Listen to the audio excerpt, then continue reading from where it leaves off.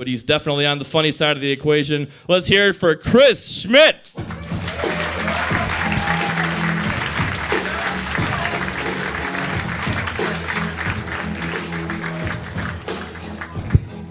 All right. Hey, thank you for that warm reception. I'm happy I made it here.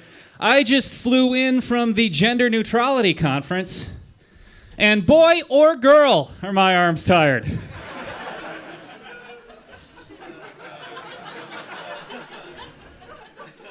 All right, now that we got that one out of the way, how we doing tonight? Oh.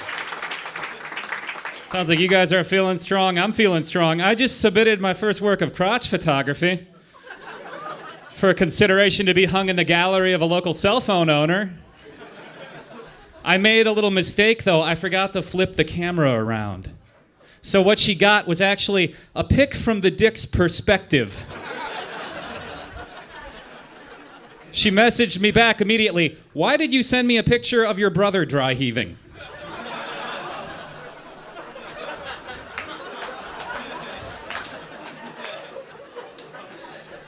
It was a statement on man's inability to knock. I like to play pranks on my brother a lot. I got him good the other day. I put a kick me sign on his heroin stash. And the whole family had a good laugh at that one because we're just so happy he's finally getting the help he needs. I like to describe myself as ruggedly sensitive, which is a sexy way of saying I cry at the end of WrestleManias. Do we have any other wrestling fans in the audience?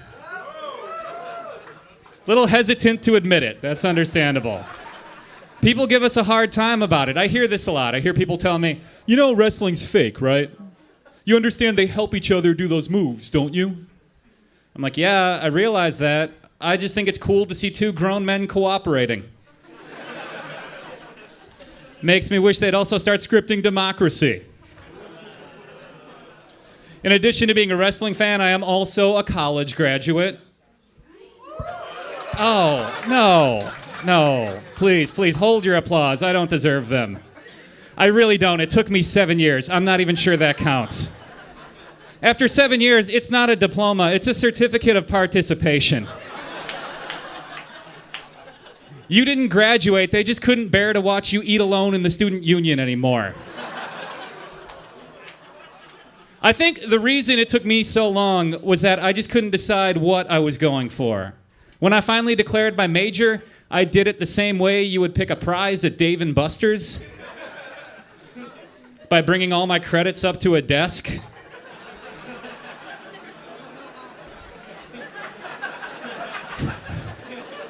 And saying, "Look, I just got to get out of here. What can I get with these?" I got an English degree. Would have been so much happier with a plush basketball. Because I would have known how to use that. The only time I use my English degree is when someone asks me how I'm doing, and I say well instead of good. And usually I don't even do that because I don't want people to know I have an English degree. They start doing this annoying thing where they'll try to hold my grammar to a higher standard. You know, I got a friend who turns every conversation into a game of Beat the Pros. I was talking to him and I said, "Hey, I just read a really good book. I'll borrow it to you."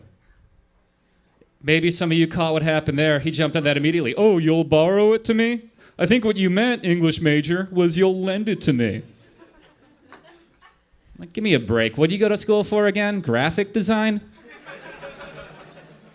Then how come your kid's face is so visually unappealing?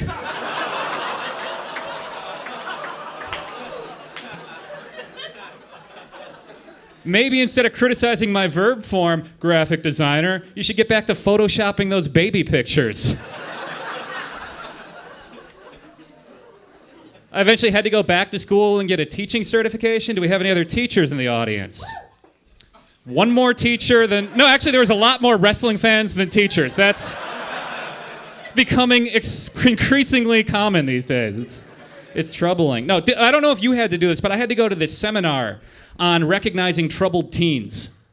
And they gave us this activity where they passed out this sheet of yearbook photos. And we had to look at them and identify which teen had committed suicide. Like a murder mystery where the victim was also the culprit.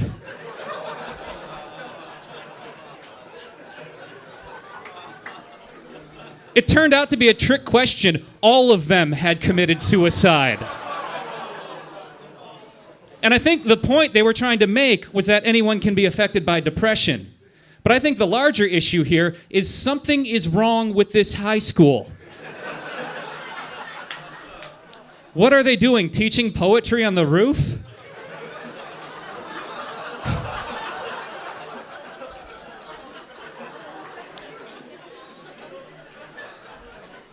So maybe you can tell from that one, I got kind of a dark sense of humor. I actually get that from my mother. She used to tease me with these really terrible threats. Like she'd say to me, "You know it's not too late to terminate this pregnancy." And that would always put me on my best behavior because she knew how badly I wanted to be a big brother.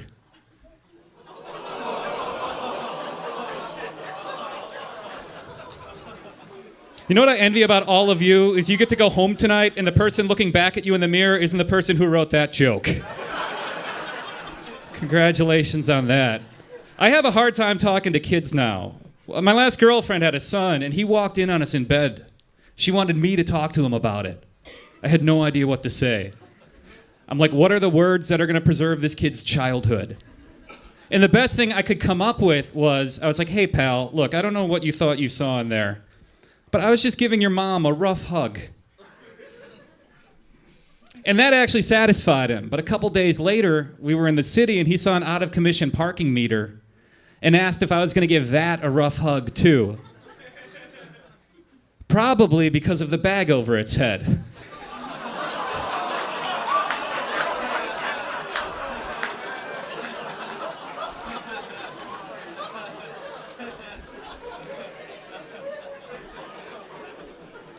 Okay, maybe that one sounds a little mean. But what you need to know is it was her idea. Because she said when she was with me, it was easier to wear a bag than a satisfied expression. That was not my favorite relationship. I actually miss that kid more than I miss her. Like, I wish the two of us could still spend time together. But by the end of the workday, the last thing I want to do is drive across town to the cemetery.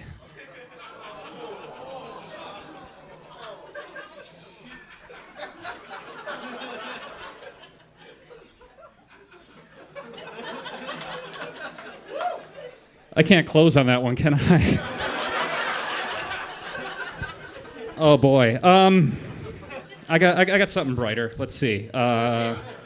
Hey, superheroes are really popular these days. Who loves superheroes? Someone was talking to me the other day and they were like, if you could be any superhero, which one would you be? And I said Aquaman. And they thought that was a weak response. They were like, Aquaman? All he can do is breathe underwater. And I was like, yeah, but if my ex-girlfriend's son had had that power.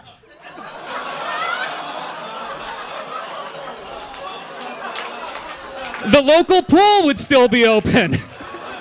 Oh my God, you guys have been incredible. Thank you all so much. That's my time. I'm Christopher Schmidt. Keep it going for Cody.